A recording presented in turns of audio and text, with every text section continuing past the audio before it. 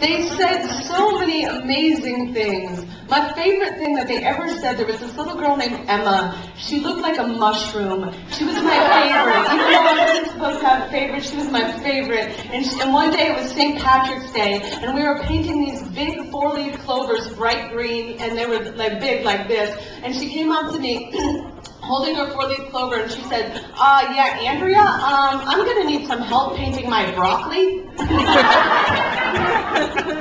I loved it, and when I stopped teaching to go do this for a while, I started writing so much less because they were so much of what I wrote about for so long. Anyway, this poem came from that experience, and I don't know why, y'all, like, I don't know if it's Florida. So far I've been in Georgia, but the states that I've been on the road for 6 weeks straight, and for the last week I'm getting a lot of this, especially the bathroom thing. Well, I do know why, but anyway, so this came from the preschool. Are you a boy or a girl? He asked, staring up at me all 3 feet of his pudding face grandeur, and I say, Dylan, you've been in this class for 3 years and you still don't know if I'm a boy or a girl?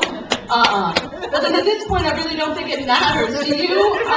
No. And I push on the swing, and this happens every day. It's a tidal wave of kindergarten curiosity rushing straight for the rocks of me, whatever I am. In the classroom we discuss the Milky Way galaxy, the orbit of the sun around the Earth, or whatever, Jupiter, Saturn, Mars, and kids, do you know that some of the stars we see when we look up in the sky are so far away they've already burned out? What do you think of that? Timmy, my mom says that even though you got hairs that grow from your legs and that the hairs on your head grow short and pokey and that you smell really bad like my dad, that you're a girl.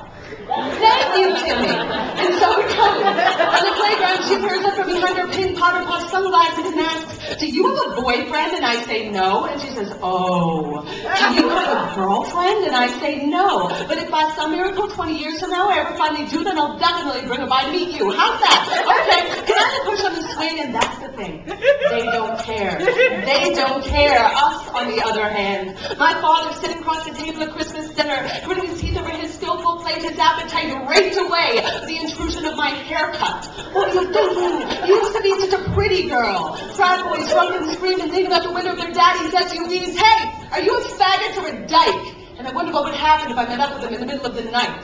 Then, of course, there's always a somehow not quite bright enough fluorescent light of the public restroom. Sir, do you realize this is the ladies' room? Yes, ma'am, I do. It's as I didn't feel comfortable sticking this tampon on my penis in the men's room. But the best is always the mother at the market, sticking up her nose and pushing aside her child's wide eyes, whispering, don't stare, it's rude. And I want to say, listen, lady, the only rude thing I see is your paranoid parental hands pushing aside the best education on self. That little girl's never gonna get that with your Maybelline lips, Fairness, your hair, synthetic TV, vanilla smelling beauty. So why don't you take your pinks and blues, your boy-girl rules, and shove in that car with your fucking issue of Cosmo, because tomorrow I start my day with 28 months and know a hell of a lot more than you. And if I show up in a pink fully dress, those kids won't love me any more or less. Hey, are you a boy or a... Oh, never mind. Can I have a push on the swing? And someday, y'all, when we grow up, it's all gonna be that simple.